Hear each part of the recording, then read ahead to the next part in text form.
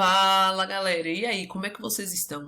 Aqui é a professora Leide Rodrigues e hoje estaremos dando continuidade aos nossos conteúdos na aula de História. Hoje veremos um pouco sobre a Revolução Industrial. Como eu sempre digo a vocês, os conceitos eles são muito importantes no estudo da história. E trabalhando a Revolução Industrial, a gente tem que partir para o conceito de revolução. O que é que significa revolução? Revolução nada mais é que a transformação ocasionada por determinado fato histórico. Nesse sentido, a Revolução Industrial ela causou não somente uma mudança, mas uma transformação nas bases da sociedade da Europa e do mundo a partir do século XVIII e XIX. A gente vai ter, galera, principalmente na região da Inglaterra, logo no início, uma transformação social. Essa transformação social ela vai acontecer tanto nas áreas como política, como educação, como saúde, como economia, e isso vai mudar a perspectiva de vida, a forma de viver das pessoas. Essa imagem logo no iniciozinho aí, ela chama bastante atenção, primeiro porque a gente vê uma indústria com muitos operários, e do outro lado a gente vê dois relógios. Galera, o tempo ele vai ser significativo nesse período, né? Com a forma de marcar o tempo, de dominar, de controlar o tempo. Porque nesse período vai existir a máxima de que tempo é dinheiro.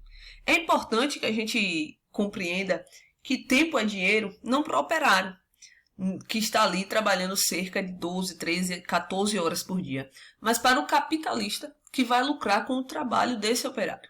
Tá? Então essa é a primeira ideia, só para a gente ter noção. A gente vai trabalhar bastante com imagem nesse conteúdo, então para a gente fazer essa análise geral das imagens.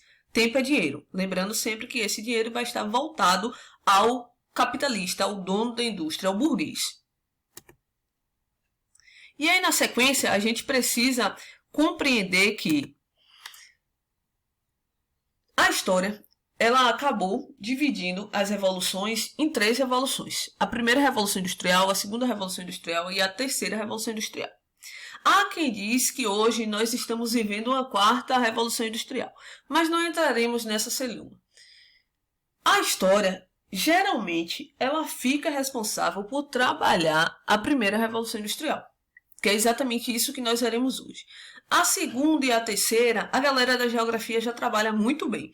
Então, nós hoje focaremos o nosso estudo na primeira Revolução Industrial, ocorrida entre 1780 e 1850. E o que é que vai diferenciar cada uma dessas revoluções? Galera, o motor da economia, a energia do momento vai ser aquilo que vai significar, que vai dar importância para a modificação de uma revolução para outra. A primeira revolução industrial, a principal fonte de energia vai ser o carvão vegetal e o mineral. Esse carvão vegetal e esse carvão mineral eles foram muito utilizados na máquina a vapor. Por quê? As máquinas a vapor vão ser significativas para dar início, ser o pontapé inicial para essa transformação que a Europa vai passar. Já a segunda revolução industrial, o marco, a fonte de energia vai ser o petróleo e o aço. Então, a indústria vai se utilizar muito do petróleo e do aço. É nesse período também, galera, que a gente vai ter a criação dos motores a combustão interna e os motores elétricos. É desse período também que se dá a criação do telégrafo, dos automóveis, do elevador. Então a gente tem um segundo marco na revolução, a segunda revolução industrial como marco, o petróleo e o aço, que são as fontes de energia. Na terceira revolução industrial, a gente já vai ter a energia motora, a informática. A informática, galera, e principalmente através dessa informática, a gente vai ter os avanços científicos e tecnológicos. Tanto é que essa terceira revolução ela é conhecida como Revolução Técnico-Científica. E há quem diz, que, como eu já disse a vocês, que estamos vivendo uma quarta revolução. E essa quarta revolução é marcada pela nanotecnologia, que são chipzinhos de celular. Então, há quem diz, ainda não há um consenso nesse sentido. Então, lembrando, quais são as fontes de energia que nós estaremos trabalhando agora na primeira revolução industrial? Carvão vegetal e mineral. Se falássemos da segunda, a fonte de energia motora para essa transformação, o petróleo e o aço. E na terceira revolução a gente vai ter a internet e os avanços que provocou os avanços tecnológicos e científicos. Se pensássemos em uma quarta revolução, a nanotecnologia, tá? E essa primeira fase da primeira revolução industrial, qual é o marco dela, tá? A gente vai ter como marco a transição da Idade Moderna para a Contemporânea. Ela vai se dar no entre o século XVIII e o século XIX, e ela vai acontecer, a princípio, na Inglaterra. Isso não significa dizer que ela vai ficar somente na região da Inglaterra. Não, galera. Ela começa ali e ela vai se espalhar pelo mundo. Então, essa é uma característica. Só que é importante lembrar vocês que a Inglaterra ela não foi a primeira a apresentar indústria. Outros países já tinham indústrias na época. Entretanto, a Inglaterra ela foi a primeira a passar por uma transformação. Então, há uma grande diferença entre ter indústrias e passar por uma transformação. Então, a Inglaterra ela foi a primeira a passar por uma transformação diante das indústrias que ela detinha no período. E por que a Inglaterra ela vai ser pioneira nesse processo? Então, há alguns fatores. Quais são esses fatores? Esses fatores são importantíssimos para que a gente entenda o pioneirismo inglês, né? Porque a Inglaterra saiu na frente, ela foi a primeira a se transformar com o advento da indústria. Primeiro fator, galera, acúmulo de capital.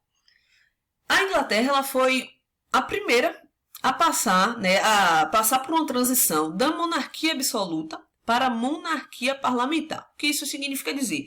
Significa que agora, no topo daquela pirâmide estamental que a gente sempre constrói em história, a gente não vai ter mais reis e rainhas governando. A gente vai ter uma burguesia. Quem é essa burguesia? Essa burguesia é o comerciante, é o capitalista, é o que tem o dinheiro, né? O que tem a máquina. Então, ele já tem o dinheiro e agora ele também assume o poder político. E essa burguesia, quando ela assume o poder, tendo o dinheiro provindo do comércio, ela vai investir no comércio marítimo, na pirataria, na exploração comercial das colônias, sejam elas na África ou na América. A Inglaterra também tem como segunda característica a fartura de mão de obra. Por que a Inglaterra vai ter muita mão de obra? Galera, nesse período, enquanto a Inglaterra estava sendo governada, aconteceu o chamado cercamento das terras. As terras elas eram habitadas pelos moradores e esses moradores cuidavam da terra e a terra não os pertenciam. Entretanto, eles cuidavam da terra, plantavam, cultivavam e nesse período os estadistas, as pessoas que estavam, os governantes, eles passaram a cercar essas terras. Foram para a zona rural e cercou essas terras para a criação de ovelhas. Quando eles cercam essas terras, o próprio nome cercamento já vem de cerca. Essas pessoas são obrigadas a sair de suas terras e irem morar na cidade. Se elas saem da zona rural e vêm para a zona urbana, o nome desse processo é êxodo rural. Então a gente vai ter um aumento da população urbana. As pessoas vêm para a zona urbana e agora elas precisam buscar meios de sobrevivência. As fábricas serão o local que vai recebê-las para utilizar a sua mão de obra. Então, assim, o fato de ter uma extensão muito grande de mão de obra vai fazer com que a Inglaterra passe por essa transformação. Outro fator são os recursos naturais, que é a abundância daquilo que é eminentemente necessário para que a indústria funcione, que são as matérias-primas. Nesse caso, a Inglaterra tinha muito carvão, ferro, lã e algodão necessário para que a indústria pudesse florescer. A indústria que vai florescer nesse período é a indústria têxtil, a indústria de tecido. Então, essa indústria vai ser a primeira a despontar dentro da Inglaterra. E aí temos algumas características. A primeira dessas características é o seguinte, as inovações técnicas, né? As inovações. Os burgueses vão investir nos inventores, vai patrocinar os inventores para que eles fiquem em casa produzindo novas máquinas, novas técnicas, para que houvesse um aumento da produção. E eles vão criar uma série de máquinas que vão fazer com que a produção ela aumente. E aí a gente vai ter o processo, né, o grande processo de mudança no meio de produção, que a gente vai sair do processo de manufatura para maquinofatura. Na manufatura, galera, a gente tem um artesão produzindo ali dentro da sua casinha, produzindo sozinho. Somente um é responsável pela produção integral de determinado produto. E já na maquinofatura, a gente vai ter um processo diferente, porque agora nós não temos mais o artesão trabalhando em sua casa, no horário que lhe for conveniente. A gente vai ter o operário. E esse operário, ele vai trabalhar e ele não vai mais produzir ele não vai dar conta de todo o processo de produção. Ele vai dar conta daquilo que a gente entende por partes. Vamos pensar, né, a nível de um piloto. Eu sempre dou o exemplo do piloto. Esse piloto que a gente usa o marcador de quadro, do quadro branco. Digamos que um artesão no período ele produzia todo o piloto. Ele era responsável para produzir a caixinha do piloto, ele era responsável para produzir a tinta, ele era responsável para produzir a espuma, colocar ponto e fazer a montagem. No processo da maquinofatura, a gente vai ter várias pessoas trabalhando dentro de uma fábrica e cada pessoa vai ficar responsável pela produção de determinada peça. Inclusive, um responsável pela montagem de todas elas. Esse processo vai fazer com que haja uma aceleração na produção. E agora os produtos passam a ser feitos em séries. Diferente daquela produção manual que a gente produzia 1 piloto, 2 pilotos por dia, uma fábrica vai conseguir produzir 50 pilotos, por exemplo. Lembrando que eu só trouxe um exemplo da atualidade. Entretanto, estamos falando do século XIX e eu acredito que no século XIX, né, as pessoas não estavam fabricando pilotos. Pelo amor de Deus. E aí, galera, isso vai criar uma discrepância. Uma discrepância porque nesse período vão surgir duas classes sociais antagônicas, ou seja, classes sociais que são diferentes e que produzem um distanciamento entre um e outro. E essas classes sociais é a burguesia e o proletariado. A burguesia vai deter A burguesia detém a máquina, tá? E o proletariado vai deter apenas a mão de obra. Então, isso vai fazer com que a burguesia ela consiga distanciar ainda mais do proletariado. O proletariado, galera, estudando o conceito, ele vem de prole, e prole significa família. Então, por que o conjunto de operário, é chamado de proletariado?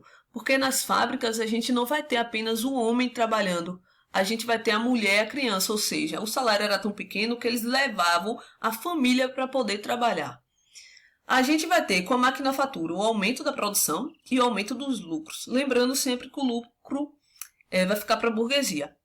E a gente vai ter, como eu já falei para vocês desde o início, o tempo sendo contabilizado de uma forma muito rigorosa. O tempo do relógio, o tempo mecânico. Não mais aquele tempo da natureza. Olha, o sol nasceu, é hora de ir trabalhar. Então, olha, o sol se pôs, vamos voltar para casa para poder se alimentar e dormir. Não mais. Agora a gente tem um tempo mecânico e tempo é dinheiro. Encerramos esse primeiro bloco. Logo voltamos com o segundo bloco para a gente dar continuidade a esse assunto que eu acredito que é um dos bem bacanas assim, para a gente estar estudando história. Forte abraço, galera.